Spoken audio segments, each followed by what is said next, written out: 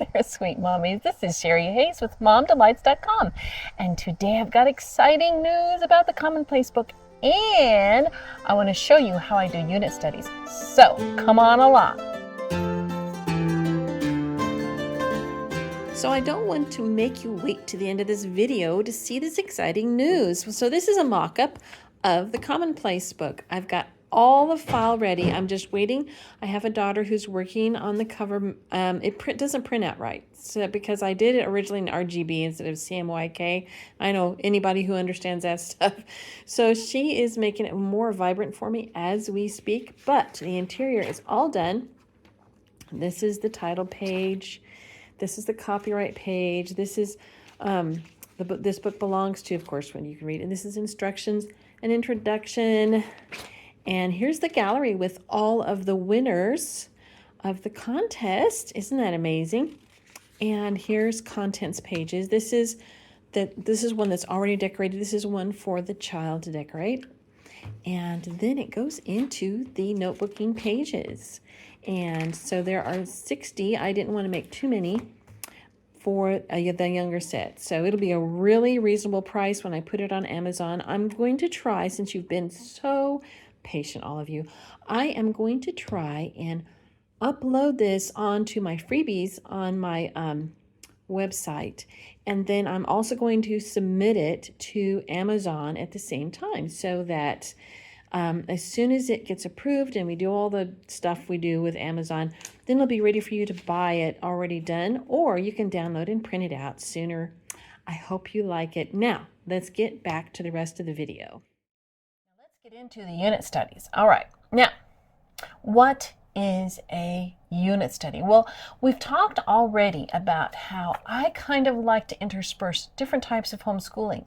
One of the types of homeschooling I like to do is concentrated academics. Of course, I use the McGuffey readers, we use math, we do like concentrated language arts, we do writing, we do grammar, we do all those kind of things.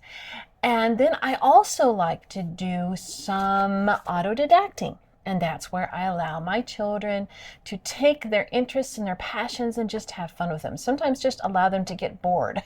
So they have to develop a passion. Either that or they get chores. So then the other thing I like to do is I like to do unit studies. But what is a unit study, right? So this is a definition I kind of came up with because I've been doing unit studies I've been doing unit studies since about 1994. So that would make it 30 years. Okay. A unit study is selecting a specific content subject and spending concentrated time studying every aspect of it while incorporating as many academic disciplines and physical experiences as possible. This can be done independently or as a group, because a person can have their own unit study. You know, we all do unit studies. I don't know if you know that. But let's say that tomorrow you and your husband decided you're going to go buy a house. So you are going to do a unit study on house buying. You're going to talk to the realtors. You are going to develop maybe you have a file folder filled with brochures of different houses. You're going to learn about housing loans. You're going to learn about the neighborhood and the crime rate, and you're going to have all these different things you're doing in this big, huge unit study on buying a house, right? If you're buying a car, same thing. If you are undertaking anything, you usually gather a whole bunch of information, and it probably has to do with some math. You're going to do some history usually on something, right? If you really want to know about it. You're going to do some geography. You are going to do a lot of reading and probably some writing, even if it's just emails. So you're going to incorporate, and there's going to be some science too. Like, even if you think about it, you have to know a little bit about science if you're going to make a good investment in your house. You want to make sure that the insulation is the right R value. And you're going to want to know if there's bentonite clay in the foundation, because that could mean, cracking and different things like that. And so you're going to be actually doing a lot of science as well. And so unit studies with children follow about the same idea. Okay, so It's not like conventional schooling. Now, I read a lot, I've read a lot from John Taylor Gatto. I've mentioned his name here before. He's worth looking up, very interesting individual. He was in the school system in New York City and he won awards, and then he decided that he was going to expose the ugly underbelly of the whole system. And one thing that he found as he was doing research and everything is he found out that actually the way that we do schooling, where we separate everything into subjects, like, science never touches history, never touches literature, is actually not the way human beings think. It's not the way human beings function in order to be able to analyze lots of information, put it together, and come up with ideas. Okay, now that's not good if you want to have people stay docile. You want them to learn the facts so that you can use them for whatever purposes, for, as workers or as soldiers to die in a war. You want them to know basic things, but you don't want them to connect all the dots so that they can say, wait a minute, this ruler is telling us to do this, but this isn't right according to what happened here. And you know what I'm saying? So a person who can connect all the dots and put all that information together is more powerful than the person who just goes, oh, all I know is science, but I don't know how to apply it or what it means. For one thing, it makes you hate science and hate history and hate geography and hate all of it, because it's taught to you like it's its own thing. Science is in this little box, and over here is history, and over here is literature, and over here is geography, and cosmology, and they never touch each other, which is baloney, right? Okay. But you'll find yourself doing this. If you were in public school, you'll find yourself, you're doing this in your mind. You don't even realize it. But as you homeschool more and more, you'll start, getting the bigger picture, putting things together and going, wait a minute, that's not quite accurate. That's not quite right, because that's not, you know what I'm saying? You're going to start doing things differently. So let's say we do a unit study on Formula One racing, which is something that's, I guess it's gaining popularity. We have a daughter who's very interested in it, and she's speaking to other people who are very interested in it. It's a thing, right? Okay, let's say that you decided, hey, the kids are interested, it's a thing right now, let's learn about it together, let's do a unit study on it, right? Okay, so you would be learning history. You would learn the history of the races, the history of the automobile, the history of the car makers that participate in the races, right? And that would probably involve world wars and all kinds of stuff. Okay, you would be learning geography, because you could study the different countries where the races are held. You could study the terrain of the races. You could talk about the geopolitical, of each country that they race in. You could talk about the climate of the countries. You could study some science by studying the combustion engine, the different efforts to increase efficiency and speed in the different engines used. And safety and first aid would be covered as well, because, when people crash, burn, and all that kind of stuff, what kind of things do they have in place? How do you treat a burn victim? There's all kinds of stuff. I was hearing something like there's something like blue fire that happens that you can't see it on a racing vehicle. So that's kind of interesting to find out about. For language arts, you will be reading biographies of the racers and the history of the races, right? You'll be writing about the different aspects of racing and writing out the vocabulary of racing, the jargon they use, copying lists of the races, quotes of the racers. And you can do this all with notebooking pages, which is very fun. Okay, you will be doing math, because you'll be talking about the speed of the cars, the race times, the cost of the cars, the winnings, converting foreign currencies, time differences between Europe and the US. You get the idea. There's so much math in that. Okay, and all the above subjects don't need to be labeled and separated from each other. And guess what? You don't have to go, okay, now we're going to learn the math part of our unit study. You don't have to do that. You just enjoy it, and the math just is in there, right?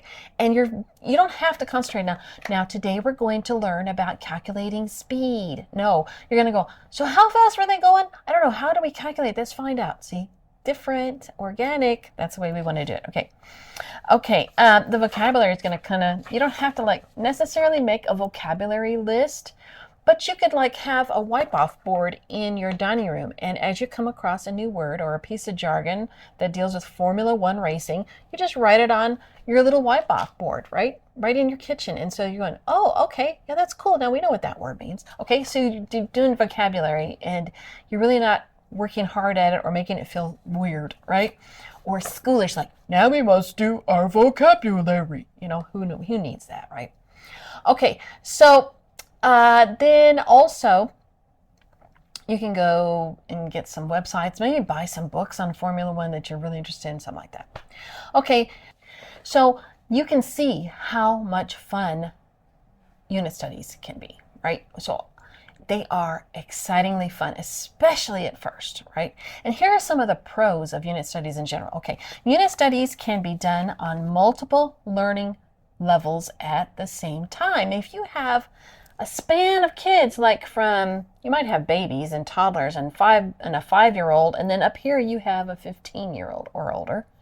And so you're trying to get something that kind of brings you all together. Formula One racing could be fun for everybody. And you can teach it on all those different levels at the same time. You can watch the same movies, listen to the same stuff, and you can pass out notebook and pages on the different levels, and everybody can do it at their level. And you can assign a little more stringency to the older kids, maybe some extra reading, and they can go and pursue it at that level. And with the little kids, you can get storybooks, like from the library, and just read about racing or cars or something. And so you can just kind of have it all spread all together at the same time. You'll be learning the same things, and it's so much fun. Okay, unit studies make learning in the content areas more engaging and fun, right? So I have heard so many kids who graduated not just from public school, but from private schools that say they hate history. They absolutely hate history. Well, I got to tell you, unit studies make history come alive. They become part of your life. They're so much fun that people love history, and they love science, and they love geography because it all makes sense, because it's all attached to things, right? Okay, unit studies allow the fun parts of homeschooling. Okay, so the fun parts, when you want to sculpt or, like knit or sew or craft or cook some really good food. Unit studies allow for you to do all that kind of stuff and call it school. And it's legitimate because you're studying India. And so you're going to make some really good chicken curry, right? And you're going to dress in a sari, and you're going to listen to sitar music. Okay. Also, you can have somebody dress as Abraham Lincoln and make their own little, black top hat out of construction paper and do the Gettysburg Address. There's all kinds of fun. I mean, your creativity can go crazy. All right. Unit studies help create strong family ties by the memories experienced together. This is the obvious result of all the above stuff I talked about. I mean, you're just going to create these amazing family memories. Unit studies give mom an opportunity to repair and recover from her own education. Okay, so I was public schooled, and I knew nothing. I mean, I graduated, I was up there. I was in all the high classes. I was going to go to Yale or Harvard or something. And I found out when I homeschooled that I really didn't know squat diddly about anything. When I graduated high school, I was so dumb I couldn't think. So when you do unit studies, you get to do and learn things about things that you get to learn about the stuff you missed, the stuff they didn't go over, that they didn't want you to know, or that was interesting and you just never knew it existed. It makes history and science and geography and all those things come alive for you. It's so amazing. Okay, unit studies get children to practice their language, art skills, and math skills without realizing they're doing it. The Formula One racer. Well, I want you to write about this guy. Tell all the cool things he's done, how many races. And they don't even have to necessarily write it in essay form. They can make like a list, and then you can say, okay, use some adjectives to describe what you think about this racer. Well, he's cool and he's innovative, and they can just write some vocabulary words about racing or anything. And they're doing it, and they don't know that they're doing it. All right, so with all this glowing appreciation, there are a few pitfalls which need to be considered. Okay, unit studies can be a lot of work for a mom, and they can take a lot of her creative energy. Now, for me, it's fun, but it doesn't have to be extreme if you do it right. If you don't make yourself do all the work up front and you kind of get a general idea, but you kind of learn as you go along, it's better. Okay, I'm just saying, you can be in a lot of energy though. Just be ready and willing for that. Sometimes it's fun. Like you get to do research and it's, have a lot of fun, and it's for a reason. Oh, I'm sorry, honey, would you watch the kids? I've got to do research for homeschool. Okay, now, unit studies can get messy. It's not like you're sitting the kids around the table with a piece of paper and a pencil. Now you've got like sculpting materials or craft materials, or, they're cooking in the kitchen as a mess, right? So you got to be prepared that every once in a while you're probably going to need to make a little more mess than usual. All right. Unit studies don't always include the practice of math operations. Like when you're thinking of math like that's in a math book, you can't count on a unit study teaching your kids long division. You have to do that separately. So just keep that in mind. All right. Now also, if continued too long or if forced or overloaded, a unit study can be a heavy burden. So there's some really important things you need to keep in mind. When you're doing a unit study, you don't want to overload everybody, and you don't want to make it to where the interest is waning and you're forcing it. We'll talk more about that in a minute. Okay. Now there's so many ways to approach unit studies. By subject is a really good way. Like we just talked about one with Formula One racing. That's by a subject. We don't have a book or a textbook or anything. We want to talk about one thing. Here's some other ideas. Studying about otters or sourdough baking or lake fishing or the Cold War or the Sumerians or biblical cosmology, presidential election process, or the roots of the Olympics. Or you can also, besides by subject, you can do it by a novel, right? Pick a novel, such as Charlie and the Chocolate Factory by Roald Dahl. Possible areas of study are the character traits of the different children that he writes about. Learning about chocolate, oh my goodness, and sugar, and poverty, and grandparents, and on and on and on. I have done Charlie and the Chocolate Factory with my kids over and over again, and it was amazingly fun. Okay. Freckles by Gene Stratton Porter is another one of those novels that's really cool to do because the possible areas of study are nature study, logging, orphans and widows, Indiana, character under diversity, dealing with a physical limitation, and on and on and on. So those are really cool. Johnny Tremaine by Esther Forbes is another one of those. It's really cool because you can cover the Boston Tea Party, the Revolutionary War, the Sons of Liberty, Boston, character under diversity, dealing with a physical limitation as well in that story. Okay. The Cabin Faced West by Jean Fritz is the possible areas of study are pioneer living in the 1700s, how our country was slowly settled going westward, the life of George Washington and his diary recording of this family that he visited, and etc. Okay, so there's so much that you could study just by a novel. And another way to do a unit study is by person. You just take a figure in history, such as the Apostle Paul, or Abraham, or Alexander the Great, or Queen Esther, or Corrie ten Boom, or Florence Nightingale, George Washington, Count Zinzendorf, and then you just explore everything you can about that person, where they were born, where they died, what were their accomplishments, what kind of things did they have to overcome, what were their physical, what did they look like, what was it like during the time that they lived, why do we remember them, were they good or bad, and what happened after they died, did what they did during their life, did it have any lasting effect? All kinds of cool things you can do with that. I can't even, you get the idea. It'll go on and on. Okay. You can also do unit studies by textbook.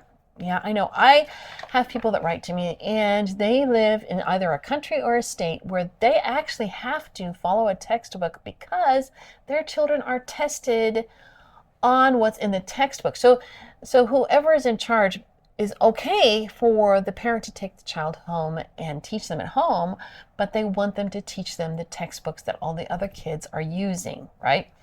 So you could kind of hack a textbook by taking the different chapter headings and covering the material, but with unit studies instead of just reading through all the stuff. You could read through the stuff yourself and then formulate a way to do unit studies so the children learn things more organically, even though they have to learn the same amount as their public school peers, they would learn it in a more organic way. Does that make sense? I hope it does. Anyway, so that's one way you could do it. Or you could just use a textbook as your spine and just go through it and do your unit studies based on a textbook. And like a Christian school textbook is really a lot of fun. So you read the stuff in the textbook yourself, then you gather materials that you find are interesting, and then you put it within the context of that chapter in the book. You can do that. That's a lot of fun too. Okay, here's a short list of some of the activities to include. Now, the possibilities are pretty much endless, and I can't even begin to scratch the surface of all the different things you can do in unit study, okay? Now, read alouds. You can read aloud from books and stories and poems and articles and all kinds of stuff. Independent reading of the type mentioned in the first point is also important. So you're reading aloud to your kids, and your kids, if they're older, can be reading this stuff to themselves. Okay. Now you can teach them note taking. So while you're reading, they're taking notes, or while they're watching a lecture on the subject matter, they can be taking notes, or watching a documentary, whatever. Okay. You can do timelines, that can be fun. Notebooking pages, as we've mentioned. You can create a family newsletter where everyone shares a little bit about the subject, and then they send it out to all the relatives. That's a lot of fun. You can even do it digitally if you want to. Blog on the subject. You can create a free blog using one of the free online providers, and you can just blog about the whole thing, and you can add video, you can embed video, and you could do like podcasts on it, and you could have visuals, you could have like things people could print out about it, you could put maps up that you've gathered on from different places, and you could just publish a little private blog and just share it with friends and family, and they could go view it. It could be a lot of fun. You could create a diorama. A diorama is a little box, and then you put like little figurines and different things like of some scene in a battle or something like that. You could create a mobile, like if you're studying airplanes, have the airplanes in flight and have them.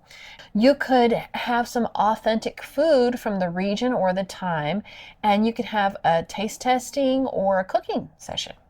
You could create costumes. In the medieval times are really fun for this, create some medieval costumes, some knights in shining armor with some tinfoil and cardboard, right? You can take a road trip to a site or event. Like if you're studying something like the Oregon Trail or something, you could take a road trip and just see part of the Oregon Trail that's really famous. Okay, you can watch movies. There's all kinds of movies on different things, different periods of history, different events, different regions. And that includes documentaries, like on World War II. There's a whole bunch of those. Okay, you can make maps. You can either print them out and label them, or you can create your own maps, right? You can do a survey on how people feel about a certain subject. And you could call people or just talk to your neighbors or talk to your family. Just, make a little graph and do a survey. You can create a game where you all play a game, and it's all about like a period in history, a person, whatever, something in science that you're doing. I don't know. You could listen to music, write music, and perform music. Okay, maybe if you're studying Beethoven, Bach, Mozart, those types of people, you could play some music that they wrote. You can memorize scriptures, poetry, and speeches. Like I said, the Gettysburg Address when you're studying Abraham Lincoln or the Civil War. You could do some skits based on different things that you find out. You could make a display. You know how they have those three-sided cardboard things for science fairs? Well, you could take that, and your children could make a display. Let's say that you went there's a special nature trail that you go on every day during the spring and the summer and the fall, and you gather different samples from that trip that you're making every day, and then you label them, and then you write about each of the different. Like if you live in a region that has a lot of yucca plants, we've done this, and you like do the different parts of the yucca plant and talk about it. You put that on a display, right? You could just make a poster about something that you're learning about. You could write essays. How obvious is that? You can make an architectural model. Let's say you're studying ancient Rome. Just make an architectural model of an arena or the circus or a villa, right? Okay, you could do an experiment. Let's say that you're studying like Lavoisier or someone that was a chemist way back in the day, and you could do one of the experiments they're famous for. You could do a painting. I mean, that's pretty obvious too, but you know, it could be a really nice painting. I mean, using acrylics on canvas and everything. Okay, you can make just charts and graphs of different things you're learning, like especially with Formula One racing. You could have the different racers and how many different races they've won when they've come in second, third, and all that kind of stuff. Okay, you could create your own documentary on what you're learning, which is interesting. You could do something physical, like some physical exercise or something. If you're studying, the origins of the Olympics, you could have your own little Olympics in your house. Okay, you could just do copy work. Yeah, that's another obvious one, right? You can copy lists, you can copy names, you can copy dates, you can copy quotes from different people, you can copy part of the book that you're reading, all right? And now we're going to talk about resources. Okay, there's so much out there. This is the information age. You have the internet. And on the internet, you can either find this stuff for free all over the internet, or you know how you can purchase books that are really old or, you know, that are rare, whatever you have to do. There are pre-planned unit studies. Did you know this? Okay. Lots of this stuff has been around for a long time, because I can remember when I first started homeschooling, I heard about these things. So there's a Weaver curriculum, it's Christian, and there's also Konos, and they're a little pricey, but they're very involved, and sometimes they're a little too involved and they make you go crazy. Okay, unitstudy.com has published unit studies on specific things that I think it's what's her name? Her last name is not Bent. Bennett is her last name. And so she has unit studies that you can purchase that are on a specific subject. So those are good. The Unit Studies Made Easy by Valerie Bent is a book that you can purchase that kind of has lists and kind of goes over all this stuff we're talking about. And it's something you can own and you can refer to. Okay. And there are lots and lots of different other unit study things, and I'll show you where you can go to find out more about them. Okay, now one of my favorite sites for free resources, now this is free unit study help, okay, and directions, is DIYhomeschooler.com. Okay, for the most part, DIY Homeschooler uses free public domain materials and links, so you don't really need to purchase anything except for supplies if you want to use one of their unit studies. If you're like new and you're trying to figure out how to do it, you can use them. Now, I also have some unit studies that I offer as freebies on my site. And one of them I did for the medieval age is very specific, and it really it lays everything out very particularly. But I have other ones that are just lists, right, that you can glean from what I've studied, and it'll help you, okay? But DIY Homeschooler has all kinds of this stuff, okay? I just clicked on one of their little graphics, and it was 10 favorite unit studies, 23 to 24. This is what they had listed, okay? Free nature studies based on Our Wonderful World, and there are 32 of those lessons. Okay, they had one on Dickens' A Christmas Carol. They did Around the World in 80 Days. They did Leap Day. They did free history lessons, Stories of Great Americans, and I probably by Eccleston, I think. Okay, free science studies, Great Inventors and Their Inventions, and Laura Ingalls Wilder, The Equinox, and free music studies based on Child's Own Book of Great Musicians. Now, when they have these free unit studies, when you click on a link, it actually below it has different suggested activities and different things you could do for the different content areas. And it has links to different websites where you can find like cool stuff, like interactive websites based on different science or history. Okay, so that's really cool. So that's something you really need to take advantage of. I probably need to do a whole video on just DIY Homeschooler. It's based on it's based on Ruth B. Chick's ideas. So in case you didn't know, it's really cool. Okay, also, there's some other things I've used over the years. Now, teacher-created resources, it's written by public school teachers, and so, it's secular. Not everything there is great, but I really have enjoyed some of the literature guides that they produce, because especially for the younger grades, it kind of gives a little bit added value when you're doing your homeschooling. It gives you a little seat work you can pass out, and they're very reasonable. I guess they're unit studies. I don't think they call them unit studies. They call them literature guides. Okay. Answers in Genesis always helps me when I'm studying like ancient history or something like that, or some science I want to throw in, because it gives it from a biblical perspective. And I always appreciate studying with that. I don't always know the biblical perspective on things, and it really does help me. Okay, heritage history, I talk about that all the time. There's so many free things there. There's timelines and all kinds of and maps and like overviews of the different history, and free books and book suggestions. They even like have a suggested method of study of their stuff. So that's really cool. So when you are going to plan a unit study, the first thing you need to do is you need to educate yourself on the subject. You need to find out, you don't have to know everything about it, but you should kind of know a basic outline of what it's about and what directions you can go with it. And it would be good if you made some notes, or at least kept something in Pocket, or some kind of application that had websites in it. What I like to do is I like to go on YouTube, and I like to make a playlist of different documentaries or movies we could watch, right? Okay, then you want to build your library. That's what we're talking about here. You want to purchase some books, maybe go to the library first. And or actually, sometimes what I do is I will go on like Sunlight, it's SONLIGHT website, or I will go on my Father's World website or something like that, and I'll kind of go through the different books that they suggest, and then I will take a title from one of those lists and I'll plug it into Amazon, and I will look up that one book, and then I'll look below it at the different suggestions, right? And then I'll go through those, and then I'll start like writing down all these different books and try to pick out the ones that I think are the most interesting that we would really like to do.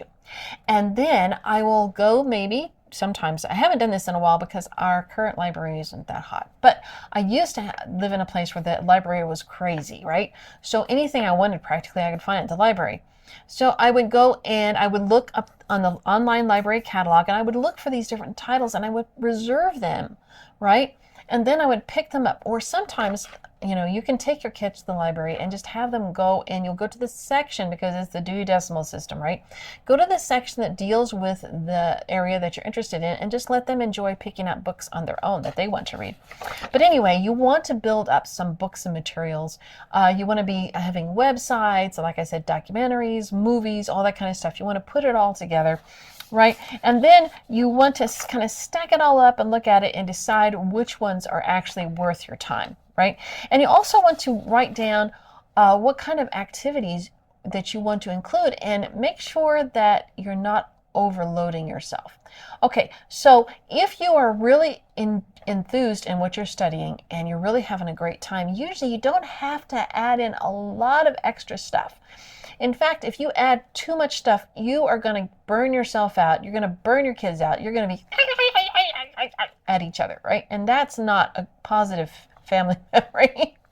So you can just go ahead and just do your reading every day and just enjoy the learning. And then maybe at the end, just do a wrap up, right?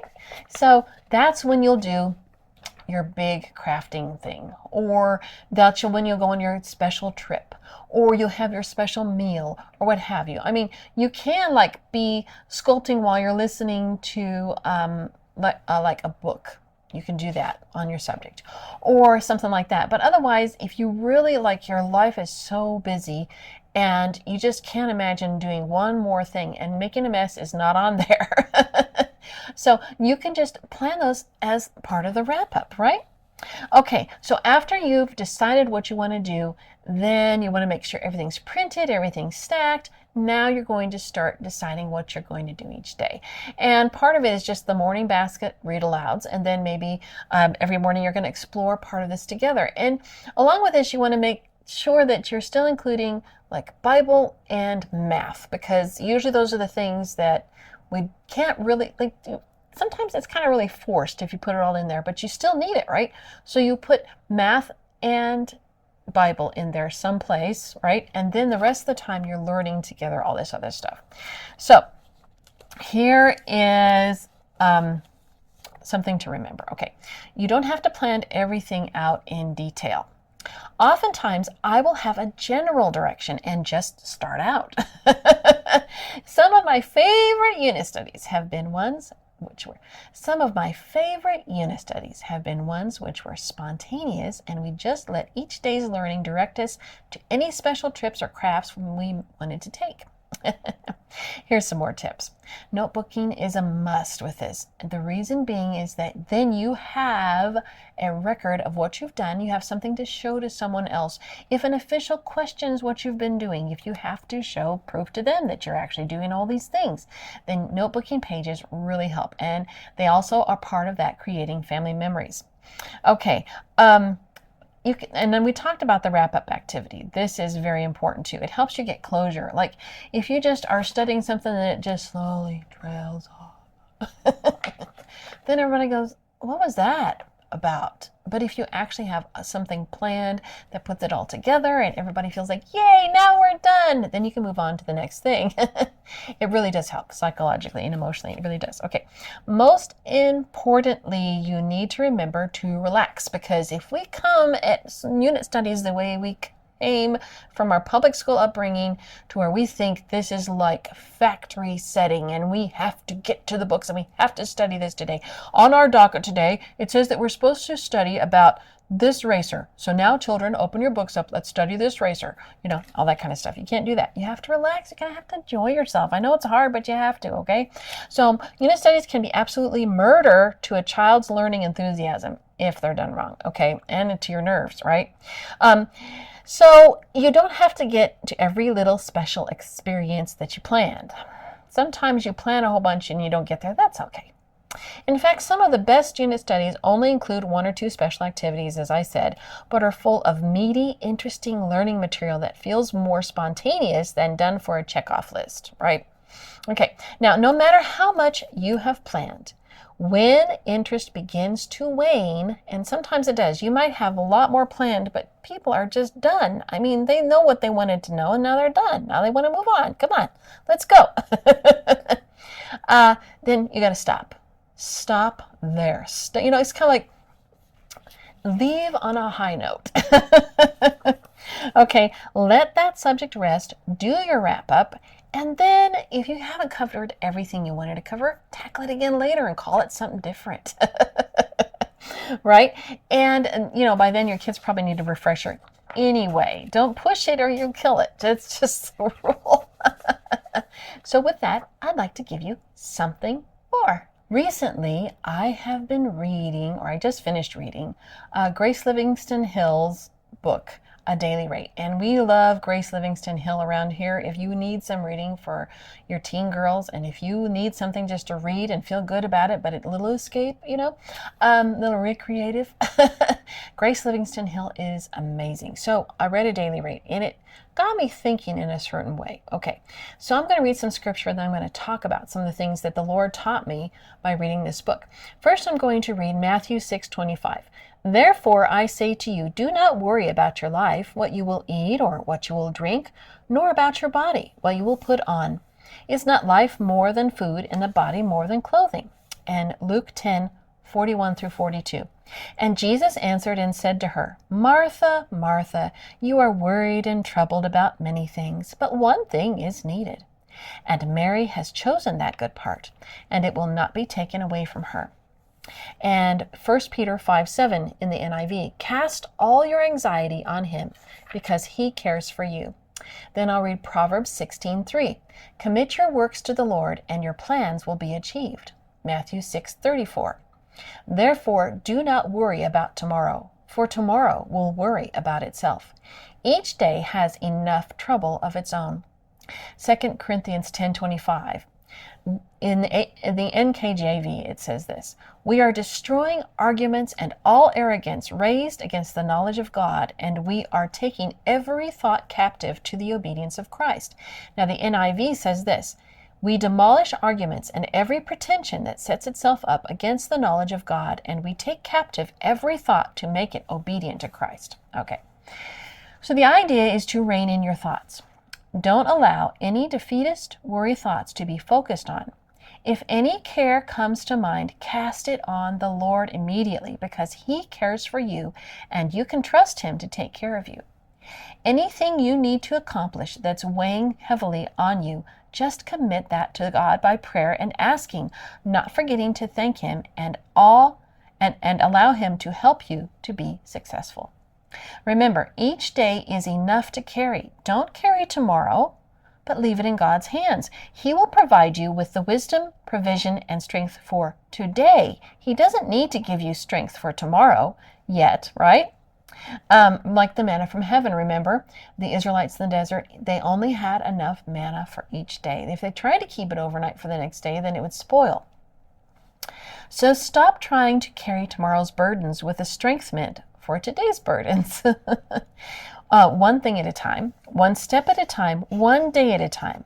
Then all the faithful steps and days will accumulate into an entire tapestry of a faithful life. How do you eat an elephant? If you must look into the future, see it in kingdom terms. His kingdom come, His will be done.